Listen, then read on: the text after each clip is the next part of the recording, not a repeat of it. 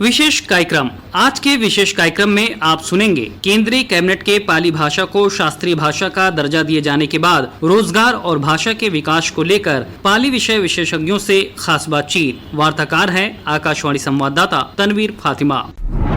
हमारी भाषा हमारी संस्कृति विरासत की पहचान होती है। हालांकि समय के साथ भाषा का स्वरूप बदलता रहता है। ऐसे में भाषा को सहेजने से हमारी संस्कृति की नींव को मजबूती मिलती है। भाषाओं के संरक्षण की अहमियत को समझते हुए हाल ही में केंद्रीय मंत्रिमंडल ने कई अन्य भाषाओं के साथ पाली प्राकृत भाषा को शास्त्रीय भाषा का दर्जा दिए जाने को स्वीकृति दी है। कैबिनेट ने ये फैसला इन भाषाओं के संरक्षण और विरासत को सहेजने के लिए लिया है। इस फैसले के मायने क्या हैं और भाषा जगत में इसका क्या असर होगा, इन मुद्दों पर हमने बात की भारत सरकार द्वारा गठित पाली विकास बोर्ड के सदस्य और संपूर्णानंद विश्वविद्यालय वाराणसी के पाली एवं थेरवाद विभाग के पूर्व अध्यक्ष प्रोफेसर हरप्रसाद दीक्षित से। दीक्षित जी, आकाशवाणी के इस कार्यक्रम में आपका बहुत बहुत स्वागत है। दीक्षित जी, हाल ही में जो फैसला आया है जिसमें पाली और प्राकृत भाषा को शास्त्रीय भाषाओं में शामिल करने का फैसला लिया गया है केंद्र सरकार की तरफ से, इसको आप किस तरह देखते हैं? भारत सरकार ने पाली भाषा को क्लासिकल लैंग्वेज अर्थात शास्त्रीय दर्जा देकर भारत ही नहीं विश्व की संपूर्ण सांस्कृतिक धरोहर को संवर्धित एवं सुरक्षित करने का जो सत प्रयास किया है, इसके लिए अत्यंत आभारी हैं।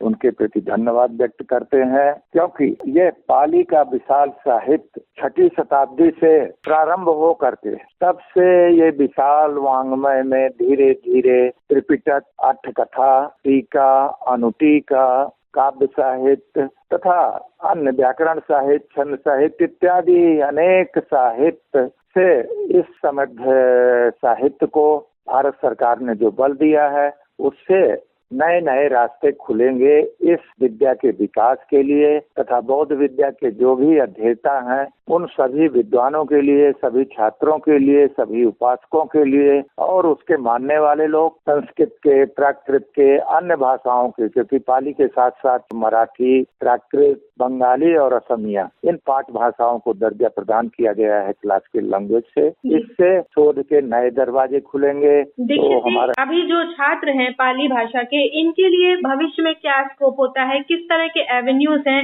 जिनमें ये जा सकते हैं पाली भाषा सीख के? अभी तो बिहार में अधिकांश डिग्री कॉलेजों में सभी और इंटर कॉलेजों में भी, कुछ कॉलेजों में पाली, यूपी में भी विश्वविद्यालय स्तर पे, सेंट्रल में भी, राज्य विश्वविद्यालयों में भी पाली डिपार्टमेंट है। कहीं कहीं समृद्ध रूप से है, कहीं कहीं संस्कृत के, प्राकृत के साथ है। अब जो शास्त्रीय दर्जा प्रदान होने से इस सांस्कृतिक धरोहर की, इस भाषा को जो सम्मान मिला है, उससे नए डिपार्टमेंट भी खोले जा सकते हैं, पाली के शोध संस्थान भी खोले जा सकते हैं, पाली बौद्ध विद्याओं के विकास के लिए यूनिवर्सिटी का भी गठन किया जा सकता है।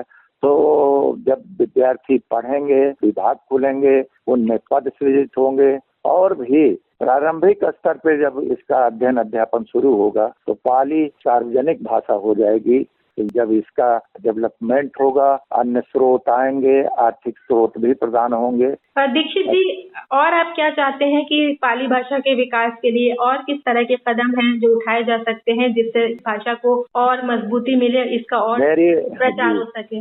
यूनिवर्सिटी ही नहीं, सभी इंटर कॉलेजों में पाली के पद सृजित किए जाएं, जिससे विद्यार्थी लोग जब माध्यमिक स्तर पे पाली पढ़ेंगे तो फिर विश्वविद्यालय में जाकर के पाली का अध्ययन अध्यापन करेंगे और उनके लिए भारत ही नहीं सारी दुनिया के दरवाजे, विश्व में लगभग 1/3 देशों में पाली एवं बौद्ध विद्या, बौद्ध दर्शन के रूप में अध्ययन अध्यापन किया जाता है, तो वहाँ उनके जाने का मार्ग सुगम होगा और उनकी विद्या की उपयोगिता भी सब लोग ग्रहण करेंगे। पाली भाषा का इतिहास बहुत ही समृद्ध है। भगवान बुद्ध के उपदेश से लेकर सम्राट अशोक के शिलालेख भी पाली भाषा में मिलते हैं। बनारस हिंदू विश्वविद्यालय के पाली विभाग के प्रोफेसर बिमलेंद्र कुमार का मानना है कि पाली को शास्त्रीय भाषा का दर्जा मिलने से न सिर्फ इस भाषा को संरक्षण मिलेगा बल्कि भविष्य में इसका प्रचार प्रसार भी हो सकेगा। आइए सुनते हैं आकाशवाणी से खास बातचीत में उन्होंने क्या कहा। बिमलेंद्र जी, हाल ही में जो कैबिनेट का फैसला आया है जिसमें पाली प्राकृत भाषा को शास्त्रीय भाषाओं में शामिल करने का डिसीजन लिया गया है, इससे क्या असर पड़ेगा? इस भाषा को किस तरह से सहेजने में या आगे इसके भविष्य पर किस तरह असर डालेगा ये फैसला? ये भारतीय शास्त्रीय भाषा के जो दर्जा दिया गया है, इसके लिए भारत सरकार के द्वारा 2 अंतर्राष्ट्रीय स्तर के विद्वानों को अंतर्राष्ट्रीय स्तर पर पुरस्कार दिया जाता है। ये तो सबसे बड़ी बात है। दूसरा जो सबसे बड़ा लाभ होगा कि एक सेंटर फॉर एक्सलेंस जो पाली भाषा के लिए, पाली शास्त्रीय भाषा के लिए दिया जाएगा, ये एक बहुत बड़ा कार्य होगा भारत सरकार के द्वारा। 2004 में संस्कृत को भी शास्त्रीय भाषा का दर्जा दिया गया और राष्ट्रीय संस्कृत संस्थान की स्थापना हुई थी और उसके बाद फिर वह राष्ट्रीय संस्कृत संस्थान जो है अभी एक नेशनल संस्कृत यूनिवर्सिटी, राष्ट्रीय संस्कृत विश्वविद्यालय का रूप ले लिया। तो हम लोग भी आशा रखते हैं कि इस प्रकार से भारत सरकार के द्वारा राष्ट्रीय पाली संस्थान के रूप में एक संस्थान स्थापित किया जाए। जी, अगर हम इसके इतिहास के बारे में थोड़ा सा जानना चाहें तो पाली प्राकृत भाषा के इतिहास के बारे में थोड़ी सी जानकारी हमसे साझा करें। पाली वह भाषा है जिसमें भगवान बुद्ध वचनों को संरक्षित किया गया। जहाँ तक प्राकृत की बात है, प्राकृत का अर्थ होता है प्रकृति से उत्पन्न किया हुआ, और यह जो एक सामान्य भाषा जो 6ठी शताब्दी ईसा पूर्व में भगवान बुद्ध के द्वारा जो उपदेश दिया गया, वह भाषा मागधी भाषा, मागधी नृत्य के नाम से जानी जाती है और उस लिपिबद्ध की भाषा को हम पाली कहते हैं। पाली में भगवान बुद्ध के उपदेशों को रखा गया और यही भाषा जो है हमारे भारत में भी अशोक के समय से संवर्धन होता रहा है। और जहाँ तक शास्त्रीय भाषा की बात आ रही है, शास्त्रीय भाषा सबसे पहले क्यों दी गई, इसकी बात जो उठ रही है, तो भाषा की उत्कृष्टता को देखकर शास्त्रीय भाषा का दर्जा किसी भी भाषा को दिया जाता है। बिमलेन जी, अगर हम आगे जो युवा हैं उनमें इसको और लोकप्रिय बनाने की बात करते हैं तो उसके लिए आपको क्या लगता है और किस तरह के प्रयास किए जा सकते हैं? इसके लिए तो हम कहेंगे कि सभी विद्यालयों में और कॉलेजों में पाली भाषा के रूप में एक विषय को कंपल्सरी लैंग्वेज के रूप में स्थापित किया जाए। उत्तर प्रदेश में ही देखते हैं कि हम केवल सारनाथ में और कुशीनगर में 2 जगह इंटर कॉलेजों में पढ़ाई होती है और कहीं भी 10th लेवल पर और 12th लेवल पर इसकी पढ़ाई नहीं होती है। तो सबसे पहले हम चाहेंगे कि उत्तर प्रदेश के सभी कॉलेजों में, महाविद्यालयों में और स्कूलों में पाली को एक स्थापित किया, जिस प्रकार से संस्कृत के रूप में कहा गया है। 10वीं कक्षा में 3 भाषा का जो एक कॉम्बिनेशन बनाया गया है, उसमें एक शास्त्रीय भाषा भी संस्कृत के रूप में रखा गया है।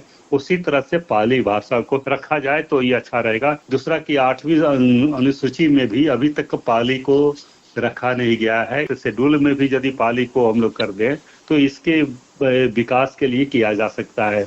जहाँ तक युवाओं में हम एक पाली के नाम पर, शास्त्रीय भाषा के नाम पर जब हम एक स्कॉलरशिप और फेलोशिप की बात करें तो इसके प्रति हमारे छात्रों का रुझान होगा और वो अपने शास्त्रों को जानने का प्रयास करेंगे।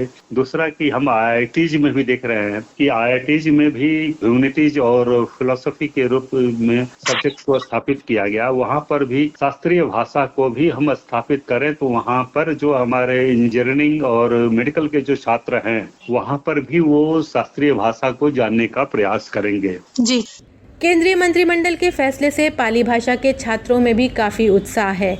उनका मानना है कि सरकार का ये कदम उनके लिए उज्जवल भविष्य के द्वार खोलने में मददगार साबित होगा। मुझे पाली भाषा पढ़ने की इच्छा इसलिए हुई क्योंकि भगवान बुद्ध ने जितने भी उपदेश दिए वो पाली भाषा से ही दिए हैं और भगवान बुद्ध के जितने भी उपदेश हैं ये सभी त्रिपिटक में है। मुझे लगा कि मैं त्रिपिटक को जानूं, इसको पढूं ताकि मुझे भगवान बुद्ध के उपदेशों को नजदीकी से अध्ययन करने का अवसर मिलेगा। शास्त्रीय भाषाएं हमारी समृद्ध संस्कृति का वो हिस्सा हैं जो विभिन्न साहित्यिक शैलियों और दार्शनिक ग्रंथों को प्रभावित करती हैं। केंद्र सरकार इन्हें संरक्षित कर देश की ऐतिहासिक पहचान को भी संजोने का काम कर रही है। आज के विशेष कार्यक्रम में आपने सुना केंद्रीय कैबिनेट के पाली भाषा को शास्त्रीय भाषा का दर्जा दिए जाने के बाद रोजगार और भाषा के विकास को लेकर पाली विषय विशेषज्ञों से खास बातचीत। वार्ताकार थीं आकाशवाणी संवाददाता तनवीर फातिमा।